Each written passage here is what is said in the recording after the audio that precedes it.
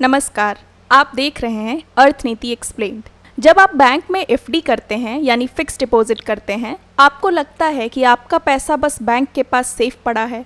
लेकिन क्या आपने कभी सोचा है कि वहाँ पैसा इंडियन इकोनॉमी के अंदर आगे कहाँ फ्लो करता है?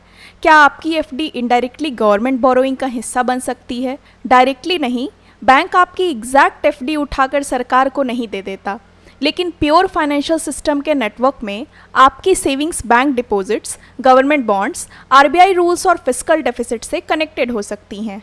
आज इसी हिडन मनी साइकिल को सिंपल लैंग्वेज में समझेंगे। वीडियो के एंड तक आप एफडी, बैंक, आरबीआई और गवर्नमेंट बोरोइंग का कनेक्शन एकदम क्लियरली समझ जाएंगे। तो आइए स्टार्ट करते हैं। चलिए सिंपल एग्जाम्पल लेते हैं। आपने 1 लाख की फिक्स डिपॉजिट कर दी। अब सवाल है, बैंक ने उस 1 लाख के साथ किया क्या? क्या बैंक उस पैसा को लॉकर में रख देता है? नहीं। क्या बैंक पूरा पैसा किसी प्राइवेट बोरोवर को लोन दे देता है? ये भी ज़रूरी नहीं। क्या सरकार चुपके से आपकी एफडी बोरो कर लेती है? डायरेक्टली बिल्कुल नहीं। एक्चुअल आंसर इन तीनों के बीच में छुपा है। बैंक आपके डिपॉजिट को अपनी बैलेंस शीट में रिकॉर्ड करता है और फिर उसके अगेंस्ट लोन्स, रिजर्व्स और इन्वेस्टमेंट्स बनाता है। यहीं से रियल इकोनॉमिक्स स्टार्ट होती है। सबसे पहले समझते हैं कि एफडी बैंक के लिए होती क्या है। यहाँ सबसे इम्पॉर्टेंट ट्विस्ट है, जो एफडी आपके लिए एसेट है, वहीं बैंक के लिए लायबिलिटी है। एसेट का मतलब ऐसी चीज़ जिससे आपको फ्यूचर में वैल्यू मिलेगी। आपकी एफडी आपको प्रिंसिपल प्लस इंटरेस्ट देगी, इसलिए वो आपका एसेट है। लेकिन बैंक के पॉइंट ऑफ व्यू से देखिए, बैंक को फ्यूचर में वही पैसा इंटरेस्ट के साथ आपको वापस देना है, इसलिए बैंक की बैलेंस शीट में एफडी लायबिलिटी बन जाती है। लायबिलिटी का मतलब फ्यूचर ऑब्लिगेशन।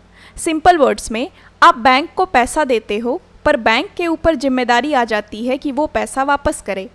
अब सवाल ये है, जब एफडी बैंक की लायबिलिटी है, तो बैंक उसके अगेंस्ट एसेट्स कैसे बनाता है? एफडी यानी फिक्स डिपॉजिट सिर्फ एक चैनल है।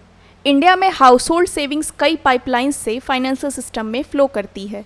2024-25 में हाउस होल्ड्स के फाइनेंशियल एसेट्स का फ्लो 35.61 लाख करोड़ था। इसमें bank deposits 11.86 lakh crore, PF और pension fund 7.93 lakh crore, life insurance 5.35 lakh crore, mutual funds 4.66 lakh crore और small savings schemes 2.33 lakh crore थे। मतलब आम आदमी का पैसा सिर्फ बैंक एफडी में नहीं रुकता, वो insurance premium, PF contribution, mutual fund SIP, post office schemes और बैंक डिपॉजिट्स के फॉर्म में फाइनेंशियल इंस्टीट्यूशंस तक पहुंचता है। यही हाउस होल्ड सेविंग्स इंडिया के फाइनेंशियल सिस्टम का रॉ मटेरियल बन जाती हैं। अब देखते हैं बैंक के पास डिपॉजिट आने के बाद पैसा करता क्या है। बैंक डिपॉजिट लेने के बाद उसे आइडल नहीं रखता। बैंक का बेसिक काम है फंड्स को प्रोडक्टिव एसेट्स में कन्वर्ट करना। आरबीआई के जून 2026 डेटा के हिसाब से शेड्यूल्ड कॉमर्शियल बैंक्स के पास एग्रीगेट डिपॉजिट्स 258.42 लाख करोड़ थे। बैंक क्रेडिट यानी लोन्स 215.47 लाख करोड़ था और कॉमर्शियल बैंक्स के पास गवर्नमेंट सिक्योरिटीज़ 70.69 लाख करोड़ थे। बैंक क्रेडिट का मतलब है home loan, business loan, personal loan, working capital loan जैसे एडवांसेस।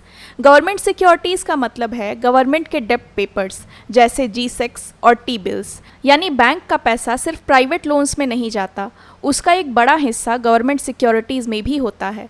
लेकिन बैंक ये गवर्नमेंट सिक्योरिटीज़ खरीदता क्यों है? बस प्रॉफिट के लिए या रूल भी है? बैंक्स को पूरा डिपॉजिट नॉर्मल लोन्स में बांटने की परमिशन नहीं होती। आरबीआई के रूल्स के हिसाब से बैंक्स को सीआरआर और एसएलआर मेंटेन करना होता है। सीआरआर का फुल फॉर्म है कैश रिजर्व रेशियो। इसका मतलब बैंक को अपनी लायबिलिटीज़ का एक हिस्सा कैश बैलेंस के रूप में आरबीआई के पास रखना पड़ता है। इस पर बैंक को इंटरेस्ट नहीं मिलता। एसएलआर का फुल फॉर्म है स्टैट्यूटरी लिक्विडिटी रेशियो। इसका मतलब बैंक को कुछ सेफ लिक्विड एसेट्स रखने होते हैं।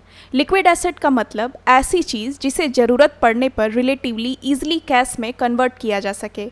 एसएलआर एसेट्स में cash, gold, government of India securities, treasury bills और स्टेट गवर्नमेंट सिक्योरिटीज़ आ सकते हैं। यही एसएलआर रूल एफडी और गवर्नमेंट बॉन्ड के बीच का पहला फॉर्मल ब्रिज बनाता है।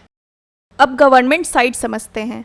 सरकार टैक्स लेती है, जीएसटी मिलता है, इनकम टैक्स मिलता है, कस्टम्स ड्यूटी मिलती है, नॉन टैक्स रेवेन्यू भी आता है। फिर भी गवर्नमेंट को लोन क्यों लेना पड़ता है?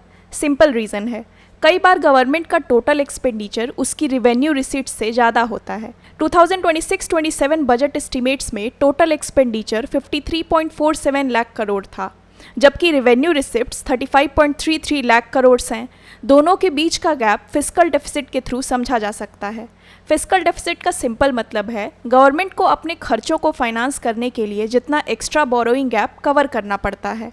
अब रियल क्वेश्चन, ये 16.96 लाख करोड़ का गैप फिल कहाँ से होता है? फिस्कल डेफिसिट को फाइनेंस करने के लिए गवर्नमेंट अलग अलग सोर्सेज यूज़ करती है। सबसे बड़ा सोर्स होता है मार्केट बोरोइंग थ्रू G-Secs या गवर्नमेंट सिक्योरिटीज़।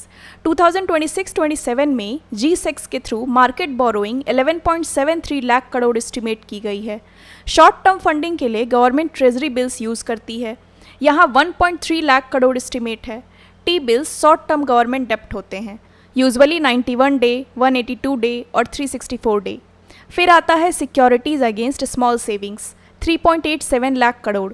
इसका कनेक्शन स्मॉल सेविंग्स इकोसिस्टम से होता है, जैसे पब्लिक प्रोविडेंट फंड यानी PPF, NSC या national saving certificate, post office deposits और similar government backed saving instruments. लेकिन G-Sec या गवर्नमेंट सिक्योरिटीज़ एग्जैक्टली होता क्या है, इसको समझे बिना मनी साइकिल क्लियर नहीं होगा। G-Sec का फुल फॉर्म है गवर्नमेंट सिक्योरिटी। सिंपल वर्ड्स में G-Sec गवर्नमेंट का डेप्ट पेपर है। जब गवर्नमेंट G-Sec इशू करती है तो वो एसेंशियली मार्केट से लोन लेती है। इन्वेस्टर के लिए G-Sec एसेट होता है क्योंकि उससे इंटरेस्ट या मैच्योरिटी पेमेंट मिलेगी, लेकिन गवर्नमेंट के लिए वो लायबिलिटी होती है क्योंकि गवर्नमेंट को फ्यूचर में पैसा वापस करना होता है। T bills short term borrowing के लिए होते हैं, less than 1 year. Dated G-Secs long term bonds होते हैं, 1 ईयर से लेकर 40 ईयर्स तक। STLs यानी state development loans state governments के बोरोइंग पेपर्स होते हैं। अब समझते हैं कि गवर्नमेंट ये पेपर इशू कैसे करती है। गवर्नमेंट डायरेक्टली आपसे फ़ोन करके नहीं कहती कि मुझे लोन दो, इसका एक फॉर्मल ऑक्शन मैकेनिज्म होता है। RBI गवर्नमेंट सिक्योरिटीज़ के ऑक्शंस कंडक्ट करता है अपने इलेक्ट्रॉनिक प्लेटफॉर्म ई-कुबेर के थ्रू। ई-कुबेर RBI का digital auction and banking platform है। Banks, primary dealers, insurance companies, provident funds, mutual funds जैसे इंस्टीट्यूशनल इन्वेस्टर्स ऑक्शन में बिड सबमिट करते हैं। जो सक्सेसफुल बिडर्स होते हैं उन्हें G-Secs मिलते हैं और पैसा गवर्नमेंट के अकाउंट में चला जाता है। यानी गवर्नमेंट बोरोइंग एक ऑर्गेनाइज्ड बॉन्ड मार्केट मैकेनिज्म के थ्रू होती है, इनफॉर्मल बोरोइंग के थ्रू नहीं। अब सबसे इंटरेस्टिंग क्वेश्चन, एक्चुअल में सरकार के G-Secs यानी गवर्नमेंट सिक्योरिटीज़ होल्ड करता कौन है? यहाँ डेटा बहुत रिवीलिंग है। इन दिसंबर 2025 में government of India dated securities का सबसे बड़ा होल्डर ग्रुप कमर्शियल बैंक्स थे, 34.31%। इंश्योरेंस कंपनीज के पास 25.89%, RBI के पास 14.52%, pension funds 4.77%, provident funds 4.58%, mutual funds 2.74%, FPIs यानी फॉरेन पोर्टफोलियो इन्वेस्टर्स 2.96% और अदर्स 6.35% थे। अब इसको कॉमन मैन एंगल से समझिए। आप FD करते हो, बैंक्स के पास फंड्स आते हैं। आप इंश्योरेंस प्रीमियम भरते हो, इंश्योरेंस कंपनीज इन्वेस्ट करती हैं। आप PF यानी प्रोविडेंट फंड में कंट्रीब्यूट करते हो, प्रोविडेंट फंड्स इन्वेस्ट करते हैं। यानी हाउस होल्ड सेविंग्स अलग अलग रूट से गवर्नमेंट सिक्योरिटीज़ मार्केट तक पहुंच सकती है। तो कनेक्शन डायरेक्ट नहीं, लेकिन सिस्टम लेवल कनेक्शन काफ़ी स्ट्रॉन्ग है। सिर्फ लॉन्ग टर्म G-Secs नहीं, शॉर्ट टर्म गवर्नमेंट बोरोइंग में भी बैंक्स का रोल इंपॉर्टेंट है। ट्रेजरी बिल्स या टी बिल्स गवर्नमेंट के शॉर्ट टर्म बोरोइंग इंस्ट्रूमेंट्स होते हैं। इन दिसंबर 2025 डेटा के हिसाब से टी बिल्स में कमर्शियल बैंक्स का शेयर 35.79% था, म्यूचुअल फंड्स का 17.98%, फाइनेंशियल इंस्टीट्यूशंस का 5.57%, इंश्योरेंस कंपनीज का 4.45%, कॉरपोरेट्स का 3.74% और अदर्स का 29.68%। टी बिल्स का use government short term cash management के लिए करती है।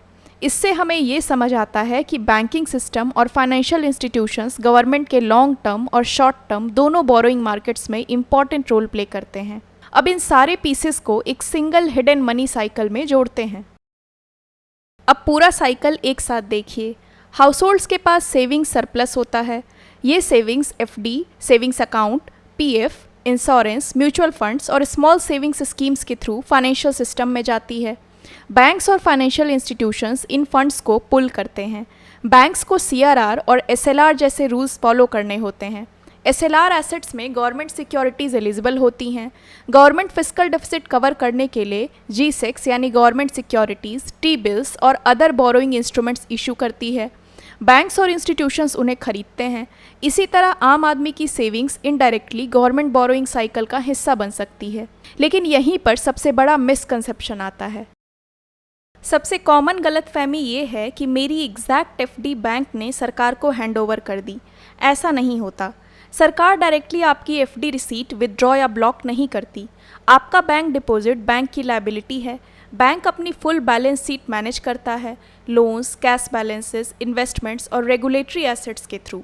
रियलिटी ये है कि लिंक इंडिविजुअल लेवल पर डायरेक्ट नहीं, सिस्टम लेवल पर इनडायरेक्ट है। बैंक्स को SLR एसेट्स मेंटेन करने होते हैं और G6, T-बिल्स और state government securities eligible SLR assets हैं। इसलिए FD का कनेक्शन गवर्नमेंट बोरोइंग से एक portfolio level, balance sheet level connection है। अब सवाल है, इससे आपकी लाइफ में फ़र्क पड़ता भी है या नहीं? गवर्नमेंट बोरोइंग आपकी फाइनेंशियल लाइफ से इनडायरेक्टली जुड़ सकती है। सबसे पहले इंटरेस्ट बर्डन देखिए। 2026-27 बजट एस्टिमेट्स में इंटरेस्ट पेमेंट्स 14.04 लाख करोड़ हैं। इंटरेस्ट पेमेंट का मतलब गवर्नमेंट अपने पुराने लोन्स पर जो ब्याज देती है। जब गवर्नमेंट बोरोइंग हाई होती है तो फ्यूचर बजट्स में इंटरेस्ट पेमेंट का प्रेशर आ सकता है। ये फ्यूचर बजट चॉइसेस को अफेक्ट कर सकता है। कितना पैसा वेलफेयर, इंफ्रास्ट्रक्चर, सब्सिडीज़, डिफेंस या एजुकेशन के लिए बचेगा। बैंकिंग साइड पर government bond yields, FD rates, loan rates और लिक्विडिटी कंडीशंस इंटरकनेक्टेड होते हैं। डायरेक्ट 1-to-1 रिलेशन नहीं, लेकिन सिस्टम लेवल कनेक्शन जरूर होता है। इसीलिए ये टॉपिक सिर्फ FD होल्डर्स का नहीं, स्टूडेंट्स और एस्पिरेंट्स का भी है। कॉम्पिटिटिव एग्जाम्स के लिए इस टॉपिक से कुछ की टर्म्स इंपॉर्टेंट हैं। डेफिसिट का मतलब गवर्नमेंट इनकम और एक्सपेंडिचर के बीच का गैप। बोरोइंग का मतलब उस गैप को लोन से फाइनेंस करना। बॉन्ड या G6 गवर्नमेंट का डेप्ट पेपर है। रिजर्व का मतलब बैंकिंग सिस्टम में रिक्वायर्ड सेफ होल्डिंग। बेस यहाँ NDTL से लिंक्ड है, net demand and time liabilities. NDTL simple words में बैंक की डिपॉजिट्स और लायबिलिटीज़ का वो बेस है जिसके अगेंस्ट CRR और SLR कैलकुलेट होते हैं। डेप्ट का मतलब एक्यूमुलेटेड बोरोइंग। सेविंग्स का मतलब हाउसहोल्ड्स के फाइनेंशियल सरप्लस का सिस्टम में फ्लो। अगर आप इन टर्म्स को मैकेनिज्म के साथ समझ लेते हैं तो रॉट लर्निंग की ज़रूरत कम हो जाती है। अब फाइनल चेन देखते हैं, पूरी कहानी एक लाइन में। सिंपल समरी ये है, पहले हाउसहोल्ड सेव करता है, पैसा bank deposits, post office schemes, PF, insurance या म्यूचुअल फंड्स में जाता है। फिर बैंक्स और फाइनेंशियल इंस्टीट्यूशंस इन फंड्स को पुल करते हैं, मतलब जमा करते हैं। रेगुलेशंस और पोर्टफोलियो नीड्स के हिसाब से कुछ फंड्स लोन्स में जाते हैं, कुछ सेफ लिक्विड एसेट्स में और कुछ गवर्नमेंट सिक्योरिटीज़ जैसे G6 और T-बिल्स में। गवर्नमेंट इन सिक्योरिटीज़ के थ्रू फिस्कल डेफिसिट और पब्लिक एक्सपेंडिचर फाइनेंस करती है और फिर फ्यूचर में गवर्नमेंट को इन बोरोइंग्स पर इंटरेस्ट पे करना होता है। यानी FD का लिंक डायरेक्ट नहीं, लेकिन सिस्टम के थ्रू पब्लिक फाइनेंस साइकिल से कनेक्टेड है। इसीलिए इकोनॉमी को हेडलाइंस से नहीं, मैकेनिज्म से समझना जरूरी है। फाइनल टेकअवे सिंपल है, आपकी FD डायरेक्टली सरकार को लोन नहीं बन जाती, लेकिन banking rules, SLR assets, government securities market, household savings और फिस्कल डेफिसिट के थ्रू आपकी savings Indian public finance cycle का इनडायरेक्ट हिस्सा बन सकती है। इकोनॉमी को समझने के लिए बस डेफिनेशंस या हेडलाइंस काफ़ी नहीं है, हमें समझना पड़ता है कि पैसा सिस्टम में फ़्लो कैसे करता है। अगर आप इकोनॉमिक्स, पॉलिसी, एनर्जी और जियोपॉलिटिक्स को इसी तरह सिंपल लैंग्वेज में समझना चाहते हैं तो अर्थनीति एक्सप्लेन्ड को सब्सक्राइब कीजिए। इकोनॉमिक्स को रटना नहीं, समझना है। अगर आप चाहते हैं कि मैं किसी और टॉपिक को डिस्कस करूं तो आप कमेंट्स में मेंशन कर सकते हैं। मिलते हैं अगले वीडियो में एक नए इकोनॉमिक्स के कॉन्सेप्ट के साथ। Thank you.